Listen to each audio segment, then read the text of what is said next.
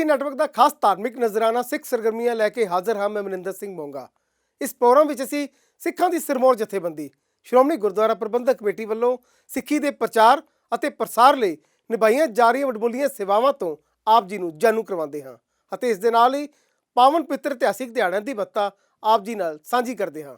ਸੋ programme ਦੀ ਸ਼ੁਰੂਆਤ ਕਰਦੇ ਹਾਂ ਪੰਥਕ ਹਲਕੇ ਦੀਆਂ ਸਰਗਰਮੀਆਂ ਦੇ ਨਾਲ।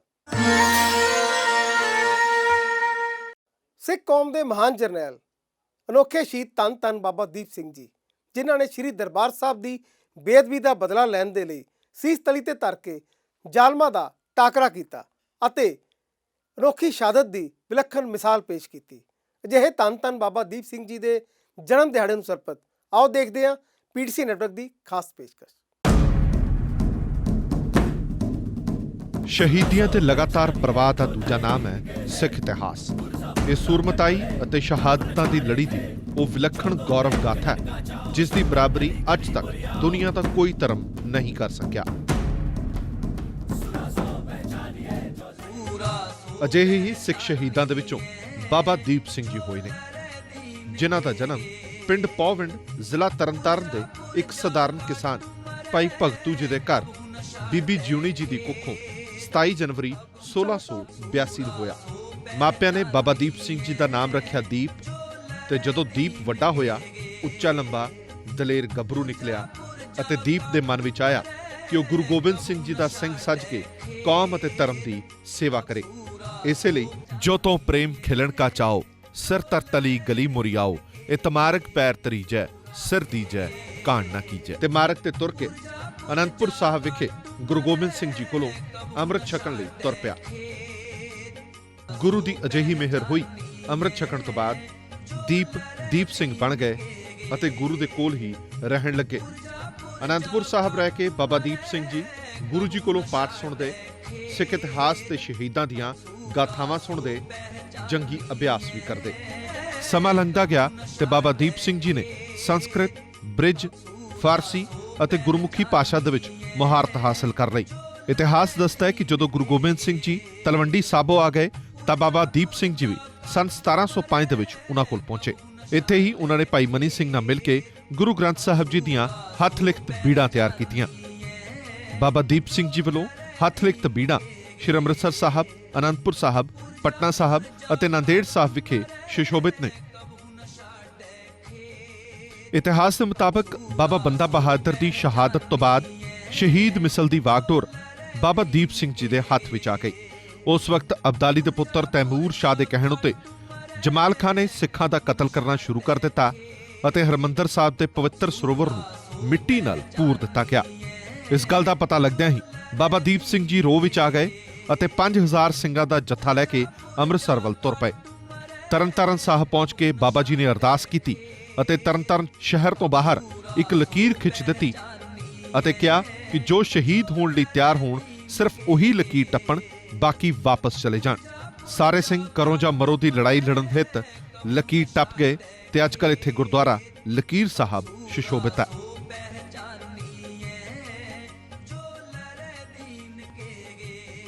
ਤਰਨਤਾਰਨ ਤੋਂ ਤਕਰੀਬਨ 10 ਕਿਲੋਮੀਟਰ ਦੀ ਦੂਰੀ ਤੇ ਸਥਿਤ ਗੋਹਲਵੜ ਪਿੰਡ ਵਿਖੇ ਬਾਬਾ ਜੀ ਦਾ ਸਾਹਮਣਾ ਜਮਾਲ ਖਾਨ ਨਾਲ ਹੋਇਆ। ਫੌਜਾਂ ਲੜਦੀਆਂ ਹੋਈਆਂ ਅੰਮ੍ਰਿਤਸਰ ਵੱਲ ਵਧ ਰਹੀਆਂ ਸਨ। ਬਾਬਾ ਦੀਪ ਸਿੰਘ ਜੀ ਨੇ ਆਪਣੇ 18 ਸ਼ੇਰ ਦੇ 2 ਧਾਰੀ ਖੰਡੇ ਨਾਲ ਜ਼ਾਲਮਾਂ ਦੇ ਅਹੂ ਲਾਉਂਦਿਆਂ ਮੈਦਾਨ ਫਤਿਹ ਕਰਦਿਆਂ ਹੋਇਆਂ ਅੱਗੇ ਵਧ ਰਹੇ ਸਨ। ਬਾਬਾ ਦੀਪ ਸਿੰਘ ਦੀ ਜਮਾਲ ਖਾਨ ਨਾਲ ਹੋਈ ਟੱਕਰ ਦੇ ਵਿੱਚ ਦੋਵਾਂ ਦੇ ਸਾਂਝੇ ਵਾਰ ਨਾਲ ਜਮਾਲ ਖਾਨ ਦਾ ਸੀਸ ਧੜ ਨਾਲੋਂ ਅੱਡ ਹੋ ਗਿਆ ਅਤੇ ਉਸ ਦੀ ਮੌਕੇ ਤੇ ਹੀ ਮੌਤ ਹੋ ਗਈ ਤੇ ਨਾਲ ਹੀ ਬਾਬਾ ਜੀ ਦੀ ਧੌਣ ਉੱਪਰ ਵੀ ਜਮਾਲ ਖਾਨ ਦੀ ਤਲਵਾਰ ਦਾ ਘਾਤਕ ਵਾਰ ਲੱਗਾ।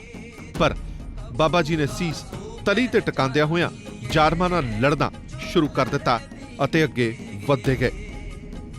ਜਦੋਂ ਮੁਗਲਾਂ ਨੇ ਵੇਖਿਆ ਕਿ ਗੁਰੂ ਦੇ ਸਿੰਘ ਸੀਸ ਕੱਟਣ ਤੋਂ ਬਾਅਦ ਵੀ ਲੜ ਰਹੇ ਨੇ ਤਾਂ ਉਹਨਾਂ ਦੇ ਹੌਸਲੇ ਪਸਤ ਹੋ ਗਏ ਅਤੇ ਉਹ ਵਾਪਸ ਭੱਜ ਗਏ। ਆਪਣੇ ਪ੍ਰਣ ਮੁਤਾਬਕ ਹਰਿਮੰਦਰ ਸਾਹਿਬ ਦੀ ਪਰਿਕਰਮਾ ਦੇ ਵਿੱਚ ਆਪਣਾ ਸੀਸ ਭੇਟ ਕੀਤਾ।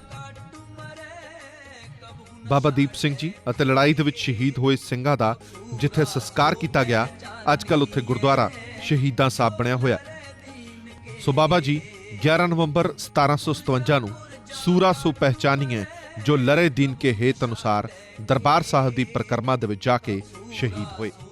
ਸ਼੍ਰੋਮਣੀ ਗੁਰਦੁਆਰਾ ਪ੍ਰਬੰਧਕ ਕਮੇਟੀ ਦੇ ਪ੍ਰਧਾਨ ਭਾਈ ਗੋਬਿੰਦ ਸਿੰਘ ਲੌਂਗੋਵਾਲ ਦੇ ਨਿੱਜੀ ਸਹਾਇਕ ਵਜੋਂ ਸੇਵਾਵਾਂ ਨਿਭਾ ਰਹੇ ਅਵਤਾਰ ਸਿੰਘ ਸਾਂਪਲਾ ਨੂੰ ਸੇਵਾ ਮੁਕਤ ਹੋਣ ਤੇ ਨਿੱਘੀ ਵਿਦਾਇਗੀ ਦਿੱਤੀ ਗਈ। ਇਸ ਮੌਕੇ ਸੱਚਖੰਡ ਸ੍ਰੀ ਹਰਿਮੰਦਰ ਸਾਹਿਬ ਦੇ ਮੁੱਖ ਗ੍ਰੰਥੀ ਸਿੰਘ ਸਾਹਿਬ ਗਿਆਨੀ ਜਗਤਾਰ ਸਿੰਘ, ਸ਼੍ਰੋਮਣੀ ਗੁਰਦੁਆਰਾ ਪ੍ਰਬੰਧਕ ਕਮੇਟੀ ਦੇ ਪ੍ਰਧਾਨ ਭਾਈ ਗੋਬਿੰਦ ਸਿੰਘ ਲੌਂਗੋਵਾਲ ਅਤੇ ਮੁੱਖ ਸਕੱਤਰ ਡਾਕਟਰ ਰੂਪ ਸਿੰਘ ਸਮੇਤ ਅਨੇਕਾਂ ਪੰਥਕ ਹਸਤੀਆਂ ਨੇ ਸ਼ਿਰਕਤ ਕੀਤੀ।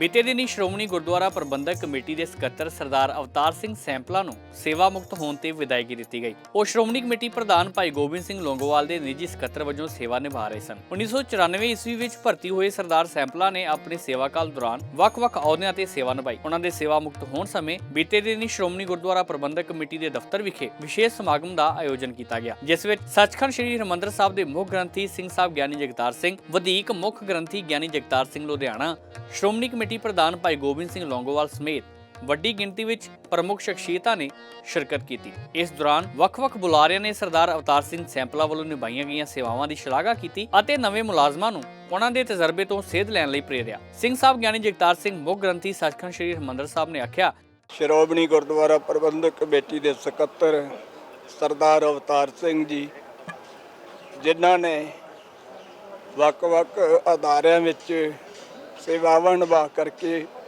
ਸਕੱਤਰ ਦੇ ਅਹੁਦੇ ਤੱਕ ਪਹੁੰਚ ਕਰਕੇ ਵੱਖ-ਵੱਖ ਪ੍ਰਧਾਨ ਸਾਹਿਬਾਂ ਦੇ ਨਾਲ ਸੇਵਾਵਾਂ ਨਿਭਾਈਆਂ।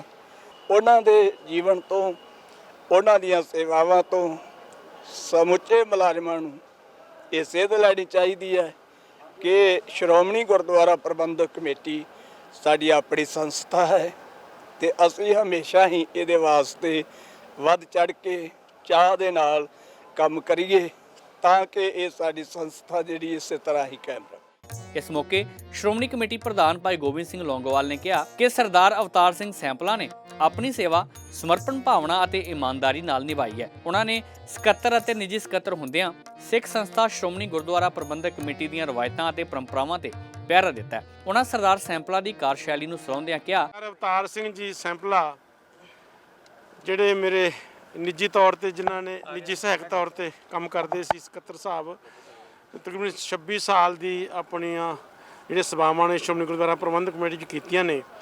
ਅੱਜ ਉਹਨਾਂ ਦੀ ਜਿਹੜੀ ਵਿਦਾਇਗੀ ਪਾਰਟੀ ਸੀ ਉਹ ਅੱਜ ਸੇਵਾ ਮੁਕਤ ਹੋਏ ਨੇ ਤੇ ਉਹਦੇ ਵਿੱਚ ਸ਼ਾਮਲ ਹੋਏ ਆ, ਜਿਨ੍ਹਾਂ ਨੇ ਬੜੀ ਆਪਣੀ ਜ਼ਿੰਦਗੀ ਜਿਹੜੀ 26 ਸਾਲ ਦੀ ਸੇਵਾ ਕੀਤੀ ਹੈ, ਸਾਫ਼ ਸੁਥਰੀ ਸੇਵਾ ਹੋਈ ਹੈ।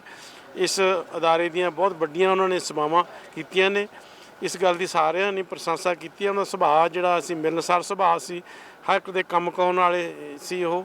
ਇਸ ਕਰਕੇ ਮੈਂ ਅੱਜ ਉਹਨਾਂ ਨੂੰ ਤੇ ਉਹਨਾਂ ਦੇ ਪਰਿਵਾਰ ਨੂੰ ਬਹੁਤ-ਬਹੁਤ ਵਧਾਈ ਦਿੰਦਾ। ਇਸ ਮੌਕੇ ਸ਼੍ਰੋਮਣੀ ਕਮੇਟੀ ਦੇ ਮੁੱਖ ਸਕੱਤਰ ਡਾਕਟਰ ਰੂਪ ਸਿੰਘ, ਸ਼੍ਰੋਮਣੀ ਗੁਰਦੁਆਰਾ ਪ੍ਰਬੰਧਕ ਕਮੇਟੀ ਦੇ ਮੈਂਬਰ ਭਾਈ ਅਮਰਜੀਤ ਸਿੰਘ ਚਾਵਲਾ, ਸ਼੍ਰੋਮਣੀ ਕਮੇਟੀ ਪ੍ਰਧਾਨ ਦੇ ਨਿੱਜੀ ਸਕੱਤਰ ਸਰਦਾਰ ਮਹਿੰਦਰ ਸਿੰਘ ਆਲੀ, ਸਰਦਾਰ ਸੈਂਪਲਾ ਦੇ ਚੰਗੇ ਭਵਿੱਖ ਦੀ ਕਾਮਨਾ ਕੀਤੀ। ਸ਼੍ਰੋਮਣੀ ਗੁਰਦੁਆਰਾ ਪ੍ਰਬੰਧਕ ਕਮੇਟੀ ਸ੍ਰੀ ਅੰਮ੍ਰਿਤਸਰ ਸਾਹਿਬ ਦੇ ਸਕੱਤਰ ਤੇ ਪ੍ਰਧਾਨ ਸਾਹਿਬ ਜੀ ਦੇ ਨਿੱਜੀ ਸਕੱਤਰ ਸਰਦਾਰ ਅਵਤਾਰ ਸਿੰਘ ਜੀ ਦੀ ਜਿਹੜੀ ਸੇਵਾ ਵਾ ਉਹ ਸਫਲੀ ਹੋਈ ਆ, ਸੇਵਾ ਸੰਪੂਰਨ ਹੋਈ ਆ।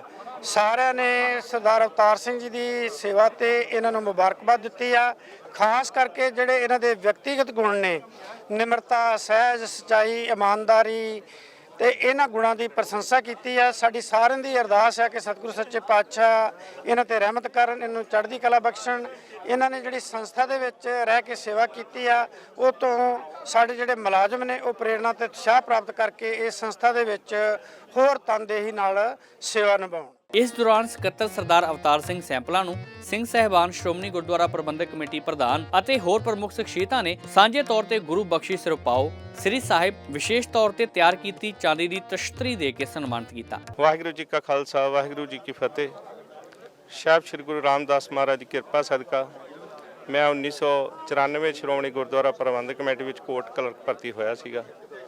ਦਰਜਾ ਬਾ ਦਰਜਾ ਵੱਖ-ਵੱਖ ਅਹੁਦਿਆਂ ਤੇ ਸੇਵਾ ਨਿਭਾਉਂਦਿਆਂ ਹੋਇਆ ਅੱਜ ਮੈਂ ਸ਼੍ਰੋਮਣੀ ਗੁਰਦੁਆਰਾ ਪ੍ਰਬੰਧਕ ਕਮੇਟੀ ਦੇ ਬਤੌਰ ਸਕੱਤਰ, ਨਿੱਜੀ ਸਕੱਤਰ ਮਾਨਯੋਗ ਪ੍ਰਧਾਨ ਸਾਹਿਬ ਰਿਟਾਇਰ ਹੋ ਰਹੇ। ਮੈਂ ਇਸ ਸੇਵਾ ਦੌਰਾਨ ਸੇਵਾ ਕਰਕੇ ਆਪਣੇ ਜੀਵਨ ਤੋਂ, ਗੁਰੂ ਮਹਾਰਾਜ ਦੀਆਂ ਬਖਸ਼ਿਸ਼ਾਂ ਤੋਂ ਪੂਰੀ ਤਰ੍ਹਾਂ ਸੰਤੁਸ਼ਟ ਹਾਂ ਤੇ ਅਕਾਲ ਪੁਰਖ ਵਾਹਿਗੁਰੂ ਅੱਗੇ ਬੇਨਤੀ ਅਰਦਾਸ ਕਰਦਾ ਹਾਂ ਕਿ ਹਮੇਸ਼ਾ ਸ਼੍ਰੋਮਣੀ ਗੁਰਦੁਆਰਾ ਪ੍ਰਬੰਧਕ ਕਮੇਟੀ ਦੇ ਹਿੱਤਾਂ ਲਈ ਕੰਮ ਕਰਦਾ ਰਹਾਂ ਤੇ ਸ਼੍ਰੋਮਣੀ ਗੁਰਦੁਆਰਾ ਪ੍ਰਬੰਧਕ ਕਮੇਟੀ ਦੀ ਚੜ੍ਹਦੀ ਕਲਾ ਰਵੇ, ਇਹੀ ਮੇਰੀ ਕਾਮਨਾ। ਤੇ ਵੇਲਾ ਹੁਣ ਇੱਕ ਛੋਟੇ ਜਿਹੇ ਬ੍ਰੇਕ ਦਾ। ਬ੍ਰੇਕ ਤੋਂ ਬਾਅਦ ਜਾਰੀ ਰਹੇਗੀ ਸਾਡੀ ਇੱਕ ਖਾਸ ਧਾਰਮਿਕ ਪੇਸ਼ਕਸ਼। ਦਸ਼ਮ ਪਿਤਾ ਸ੍ਰੀ ਗੁਰੂ ਗੋਬਿੰਦ ਸਿੰਘ ਜੀ ਦੇ ਵਿਆਹ ਪੂਰਵ ਸਰਪਤ ਇੱਕ ਅਲੌਕਿਕ ਨਗਰ ਕੀਰਤਨ ਹਿਮਾਚਲ ਪ੍ਰਦੇਸ਼ ਦੀ ਧਰਤੀ ਤੇ ਸਜਾਇਆ ਗਿਆ। ਸ੍ਰੀ ਗੁਰੂ ਗ੍ਰੰਥ ਸਾਹਿਬ ਜੀ ਦੀ ਛਤਰ ਛਾਇਆ ਤੇ ਪੰਜ ਪਿਆਰਿਆਂ ਦੀ ਅਗਵਾਈ ਹੇਠ ਇਹ ਨਗਰ ਕੀਰਤਨ ਅਰਦਾਸ ਉਪਰੰਤ ਗੁਰਦੁਆਰਾ ਗੁਰੂ ਕਾ ਮਹਿਲ ਭੋਰਾ ਸਾਹਿਬ ਤੋਂ ਖਾਲਸਾਈ ਜਾਹੋ ਜਲਾਲ ਦੇ ਨਾਲ ਆਰੰਭ ਹੋਇਆ ਅਤੇ ਵੱਖ-ਵੱਖ ਇਲਾਕਿਆਂ 'ਚ ਹੁੰਦਾ ਹੋਇਆ ਗੁਰਦੁਆਰਾ ਗੁਰੂ ਕਾ ਲਾਹੌਰ ਵਿਖੇ ਪਹੁੰਚ ਕੇ ਸੰਪੰਨ ਹੋਇਆ। ਰਸਤੇ ਵਿੱਚ ਸੰਗਤਾਂ ਵੱਲੋਂ ਥਾਂ-ਥਾਂ ਤੇ ਨਗਰ ਕੀਰਤਨ ਦਾ ਫੁੱਲਾਂ ਦੀ ਵਰਖਾ ਕਰਕੇ ਸ਼ਾਨਦਾਰ ਸਵਾਗਤ ਕੀਤਾ ਗਿਆ।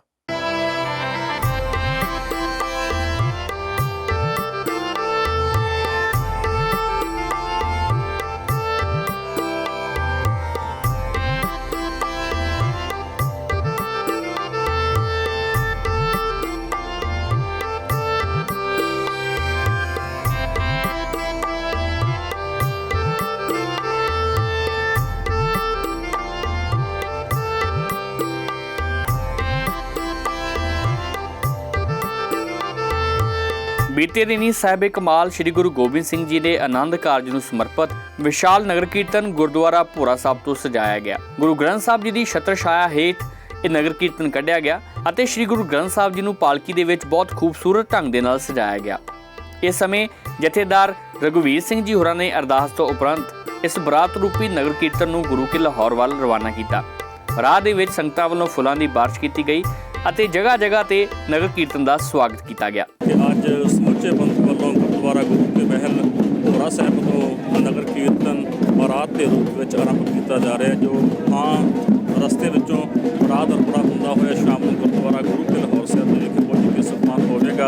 ਹਜ਼ਾਰਾਂ ਦੀ ਗਿਣਤੀ ਵਿੱਚ ਸੰਗਤਾਂ ਅੱਜ ਨਗਰ ਕੀਰਤਨ ਸ਼ਾਮਲ ਹੋਣ ਵਾਸਤੇ ਪਹੁੰਚੀਆਂ ਹੋਈਆਂ। ਸਮੁੱਚੀਆਂ ਸੰਗਤਾਂ ਨੂੰ ਤਖ਼ਤ ਸ੍ਰੀ ਕੇਸਗੜ੍ਹ ਸਾਹਿਬ ਜੀ ਵੱਲੋਂ ਬਹੁਤ ਬਹੁਤ ਮੁਬਾਰਕਾਂ। ਬਹੁਤ ਮੁਬਾਰਕ ਦਿਹਾੜਾ ਜਦੋਂ ਧੰਨ ਗੁਰੂ ਗੋਬਿੰਦ ਸਿੰਘ ਮਹਾਰਾਜ ਜੀ ਦਾ ਵਿਆਹ ਪੁਰਬ ਜੋ ਹਰ ਸਾਲ ਦੀ ਤਰ੍ਹਾਂ ਸ਼੍ਰੋਮਣੀ ਗੁਰਦੁਆਰਾ ਪ੍ਰਬੰਧਕ ਕਮੇਟੀ ਵੱਲੋਂ ਤਖ਼ਤ ਸ੍ਰੀ ਕੇਸਗੜ੍ਹ ਸਾਹਿਬ ਜੀ ਦੀ ਛਤਰ ਛਾਇਆ ਥੱਲੇ ਮਨਾਇਆ ਜਾਂਦਾ ਹੈ।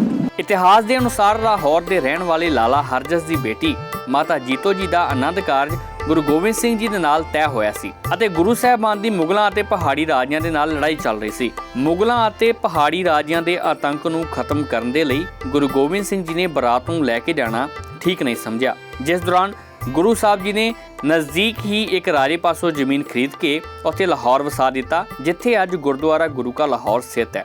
2 ਦਿਨਾਂ ਤੱਕ ਚੱਲਣ ਵਾਲੇ ਇਸ ਵਿਆਹ ਪੂਰਬ ਦੇ ਪਹਿਲੇ ਦਿਨ ਗੁਰੂ ਸਾਹਿਬ ਜੀ ਦੀ ਬਰਾਤ ਰੂਪੀ ਨਗਰ ਕੀਰਤਨ ਚੱਲ ਕੇ ਗੁਰੂ ਕੇ ਲਾਹੌਰ ਪਹੁੰਚਦਾ ਹੈ ਤੇ ਦੂਸਰੇ ਦਿਨ ਸ਼੍ਰੀ ਆਨੰਦਗੜ੍ਹ ਸਾਹਿਬ ਵਿਖੇ ਆਨੰਦ ਕਾਰਜ ਦੀ ਰਸਮ ਅਦਾ ਕੀਤੀ ਜਾਂਦੀ ਹੈ ਤੇ ਇਸ ਸਥਾਨ ਤੇ ਪਹੁੰਚ ਕੇ ਸੰਗਤਾਂ ਆਪਣੇ ਆਪ ਨੂੰ ਵਡਭਾਗਾ ਮਹਿਸੂਸ ਕਰਦੀਆਂ ਨੇ।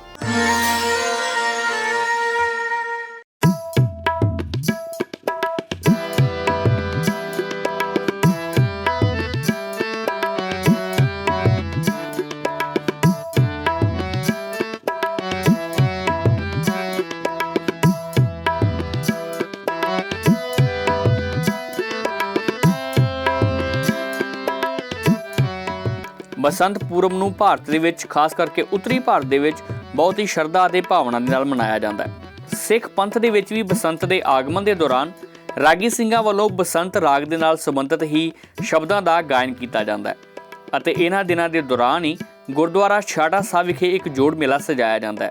ਛਾਟਾ ਸਾਹਿਬ ਗੁਰੂ ਅਰਜਨ ਦੇਵ ਜੀ ਨੇ ਗੁਰੂ ਹਰਗੋਬਿੰਦ ਪਾਤਸ਼ਾਹ ਜੀ ਦੀ ਆਮਦ ਦੇ ਵਿੱਚ ਵਸਾਇਆ ਸੀ, ਜਿਸ ਸਮੇਂ ਇਸ ਨਗਰ ਦਾ ਪਾਣੀ ਬਹੁਤ ਖਾਰਾ ਸੀ ਤੇ ਗੁਰੂ ਅਰਜਨ ਦੇਵ ਜੀ ਨੇ 6 ਹਾਟਾਂ ਵਾਲਾ ਖੂਹ ਲਗਾ ਕੇ ਇਸ ਇਲਾਕੇ ਦੀਆਂ ਸੰਗਤਾਂ ਦੀ ਪਿਆਸ ਨੂੰ ਤ੍ਰਿਪਤ ਕੀਤਾ ਸੀ। ਅੱਜ ਵੀ ਵੱਡੀ ਗਿਣਤੀ ਦੇ ਵਿੱਚ ਪਹੁੰਚ ਕੇ ਸੰਗਤਾਂ ਇੱਥੇ ਗੁਰੂ ਘਰ ਵਿਖੇ ਨਤਮਸਤਕ ਹੁੰਦੀਆਂ ਨੇ ਤੇ ਗੁਰੂ ਘਰ ਦੀਆਂ ਖੁਸ਼ੀਆਂ ਪ੍ਰਾਪਤ ਕਰਦੀਆਂ ਨੇ।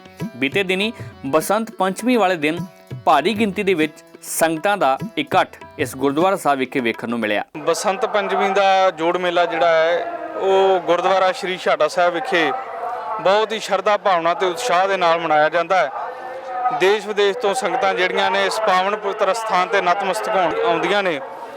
ਇਹ ਮੀਰੀ ਪੀਰੀ ਦੇ ਮਾਲਕ ਸਾਹਿਬ ਸ੍ਰੀ ਗੁਰੂ ਹਰਗੋਬਿੰਦ ਸਾਹਿਬ ਪਾਤਸ਼ਾਹ ਜੀ ਦਾ ਉਹ ਪਾਵਨ ਪਵਿੱਤਰ ਸਥਾਨ ਹੈ, ਜਿੱਥੇ ਸਾਹਿਬ ਸ੍ਰੀ ਗੁਰੂ ਅਰਜਨ ਦੇਵ ਪਾਤਸ਼ਾਹ ਜੀ ਨੇ ਗੁਰੂ ਹਰਗੋਬਿੰਦ ਸਾਹਿਬ ਪਾਤਸ਼ਾਹ ਜੀ ਦੀ ਜਨਮ ਦੀ ਖੁਸ਼ੀ ਦੇ ਵਿੱਚ ਇੱਕ ਖੂਹ ਦੀ ਖੁਦਵਾਈ ਕਰਵਾਈ ਤੇ ਉਸ ਖੂਹ ਦੇ ਉੱਪਰ 6 ਮਾਲਾਂ ਭਾਵ 6 ਹਰਟਾਂ ਚਲਾ ਕੇ ਤੇ ਸੰਗਤ ਦੀ ਜਿਹੜੀ ਪਾਣੀ ਦੀ ਥੁੜ ਸੀ ਉਸ ਮੰਗ ਨੂੰ ਪੂਰਾ ਕੀਤਾ। ਛੇਹਰਟਾ ਚਲਾਉਣ ਕਾਰਨ ਹੀ ਇਸ ਇਲਾਕੇ ਦਾ ਨਾਮ ਛੇਹਰਟਾ ਔਰ ਇਸ ਪਾਵਨ ਪਵਿੱਤਰ ਸਥਾਨ ਦਾ ਨਾਮ ਗੁਰਦੁਆਰਾ ਸ਼੍ਰੀ ਛਾਟਾ ਸਾਹਿਬ ਹੈ।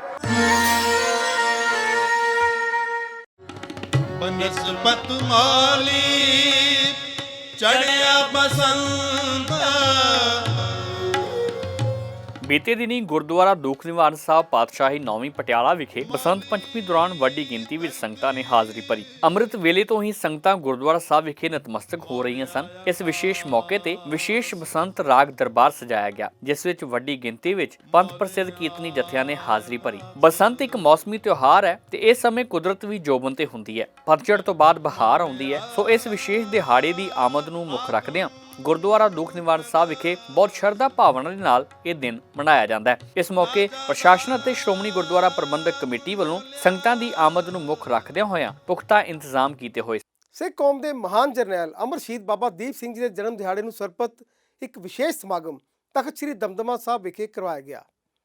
ਇਸ ਮੌਕੇ ਸ੍ਰੀ ਅਕਾਲ ਤਖਤ ਸਾਹਿਬ ਦੇ ਜਥੇਦਾਰ ਸਿੰਘ ਸਾਹਿਬ ਗਿਆਨੀ ਹਰਪ੍ਰੀਤ ਸਿੰਘ ਸਮੇਤ ਅਨੇਕਾਂ ਪੰਥਕ ਹਸਤੀਆਂ ਅਤੇ ਸੰਗਤਾਂ ਨੇ ਵੱਡੀ ਗਿਣਤੀ ਵਿੱਚ ਸ਼ਮੂਲੀਅਤ ਕੀਤੀ।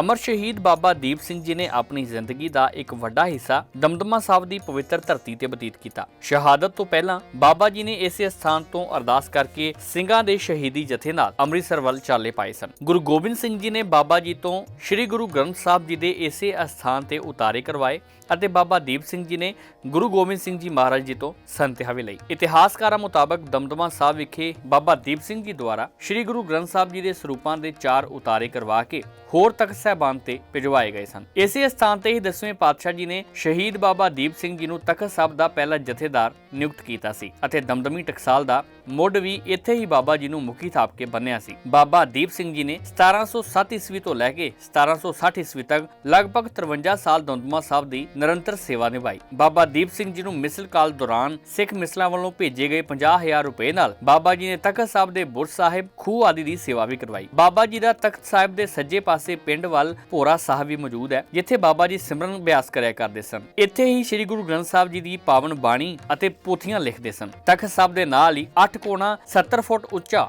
ਗੜੀ ਦੀ ਸ਼ਕਲ ਵਿੱਚ ਬੁਰਜ ਸਾਹਿਬ ਬਣਿਆ ਹੋਇਆ ਹੈ। ਇਲਾਕੇ ਵਿੱਚ ਪਾਣੀ ਦੀ ਕਮੀ ਨੂੰ ਵੇਖਦੇ ਹੋਏ ਬਾਬਾ ਜੀ ਨੇ ਆਪਣੇ ਹੱਥੀਂ ਠੰਡੇ ਮਿੱਠੇ ਜਲ ਦਾ ਖੂਹ ਲਗਵਾਇਆ ਤਾਂ ਜੋ ਸੰਗਤਾਂ ਇਸ ਤੋਂ ਜਲ ਛਕਦੀਆਂ ਰਹਿਣ। ਤਖਤ ਸਾਹਿਬ ਤੇ ਬਾਬਾ ਜੀ ਦਾ ਤੇਗਾ ਵੀ ਮੌਜੂਦ ਹੈ, ਜਿਸ ਦੇ ਸਵੇਰੇ ਅਤੇ ਸ਼ਾਮ ਨੂੰ ਸੰਗਤਾਂ ਨੂੰ ਦਰਸ਼ਨ ਕਰਵਾਏ ਜਾਂਦੇ ਨੇ। ਬਾਬਾ ਜੀ ਨੇ ਸ਼੍ਰੀ ਅੰਮ੍ਰਿਤਸਰ ਵੱਲ ਰਵਾਨਾ ਹੋਣ ਤੋਂ ਪਹਿਲਾਂ ਭਾਈ ਸੁੱਧ ਸਿੰਘ ਜੀ ਨੂੰ ਦਮਦਮਾ ਸਾਹਿਬ ਦੀ ਸੇਵਾ ਸੰਭਾਲ ਅਤੇ ਜ਼ਿੰਮੇਵਾਰੀ ਸੌਂਪੀ। ਇੱਥੇ ਬਾਬਾ ਦੀਪ ਸਿੰਘ ਜੀ ਲਗਭਗ ਅੱਧੀ ਸਦੀ ਤੋਂ ਵੱਧ ਰਹਿ ਕੇ ਸਿੱਖੀ ਦਾ ਪ੍ਰਚਾਰ ਤੇ ਪ੍ਰਸਾਰ ਕੀਤਾ। ਜਿੱਥੇ ਬਾਬਾ ਜੀ ਨੇ ਸਿੱਖੀ ਦਾ ਪ੍ਰਚਾਰ ਕੀਤਾ, ਉੱਥੇ ਭੋਰਾ ਸਾਹਿਬ ਵਿੱਚ ਬੈਠ ਕੇ ਬਾਬਾ ਜੀ ਸੇਵਾ ਕਰਿਆ ਕਰਦੇ, ਸਿਮਰਨ ਕਰਿਆ ਕਰਦੇ। ਭੋਰਾ ਸਾਹਿਬ ਦੇ ਵਿੱਚ ਹੀ ਬੈਠ ਕੇ ਬਾਬਾ ਜੀ ਨੇ ਧੰਨ ਸ੍ਰੀ ਗੁਰੂ ਗ੍ਰੰਥ ਸਾਹਿਬ ਮਹਾਰਾਜ ਦੇ ਪਾਵਨ 4 ਸਰੂਪਾਂ ਦਾ ਉਤਾਰਾ ਵੀ ਕੀਤਾ ਸੀ, ਜੋ ਚਾਰੇ ਤਖਤਾਂ ਤੇ ਭੇਜੇ ਗਏ। ਤਖਤ ਸ੍ਰੀ ਦਮਦਮਾ ਸਾਹਿਬ ਜੀ ਵਿਖੇ ਬਾਬਾ ਦੀ ਯਾਦ ਵਿੱਚ ਬੁਰਜ ਸਾਹਿਬ, ਬਾਬਾ ਦੀ ਯਾਦ ਵਿੱਚ ਭੋਰਾ ਸਾਹਿਬ, ਬਾਬਾ ਜੀ ਵੱਲੋਂ ਲਗਵਾਇਆ ਗਿਆ ਖੂਹ ਅਤੇ ਬਾਬਾ ਜੀ ਦੇ ਗਾਤਰੇ ਜੋ ਪਹਿਨਿਆ ਹੁੰਦਾ ਸੀ ਤੇਗਾ, ਉਹ ਤਖਤ ਸਾਹਿਬ ਵਿਖੇ ਸੁਭਾਈਮਾਨ ਹੈ। ਸਰਬੱਤ ਸੰਗਤਾਂ ਨੂੰ ਬੇਨਤੀ ਹੈ ਕਿ ਆਓ ਤਖਤ ਸ੍ਰੀ ਦਮਦਮਾ ਸਾਹਿਬ ਜੀ ਦੀ ਪਾਵਨ ਧਰਤੀ ਤੇ ਆ ਕੇ ਨਤਮਸਤਕ ਹੋਵੋ, ਬਾਬਾ ਜੀ ਦੇ ਪਾਵਨ ਸਥਾਨਾਂ ਦੇ ਦਰਸ਼ਨਦਾਰੀ ਕਰਕੇ ਆਪਣਾ ਜੀਵਨ ਸਫਲਾ ਕਰੋ। ਇਸ ਪ੍ਰੋਗਰਾਮ ਵਿੱਚ ਸਾਡੀ ਇਹ ਭਰਪੂਰ ਕੋਸ਼ਿਸ਼ ਰਹਿੰਦੀ ਕਿ ਸਾਰੇ ਹਫ਼ਤੇ ਦੀਆਂ ਪੰਥਕ ਸਰਗਰਮੀਆਂ ਦੇ ਨਾਲ ਤੁਹਾਨੂੰ ਰੂਬਰੂ ਕਰਵਾਈਏ। ਸਾਡੇ ਇਸ ਪ੍ਰੋਗਰਾਮ ਸੰਬੰਧੀ ਜਾਂ ਸ਼੍ਰੋਮਣੀ ਗੁਰਦੁਆਰਾ ਪ੍ਰਬੰਧਕ ਕਮੇਟੀ ਸੰਬੰਧੀ ਤੁਸੀਂ ਕੋਈ ਰਾਏ, ਕੋਈ ਸੁਝਾਅ ਦੇਣਾ ਚਾਹੁੰਦੇ ਹੋ ਤਾਂ ਮੇਲ ਕਰੋ feedback@ptcnetwork.com ਤੇ। ਅਗਲੇ ਹਫ਼ਤੇ ਫਿਰ ਹਾਜ਼ਰ ਹੋਵਾਂਗੇ ਸਿੱਖ ਸਰਗਰਮੀਆਂ ਲੈ ਕੇ। ਤਦ ਤੱਕ ਲਈ ਦਿਓ ਇਜਾਜ਼ਤ। ਵਾਹਿਗੁਰੂ ਜੀ ਕਾ ਖਾਲਸਾ, ਵਾਹਿਗੁਰੂ ਜੀ ਕੀ ਫਤਿਹ।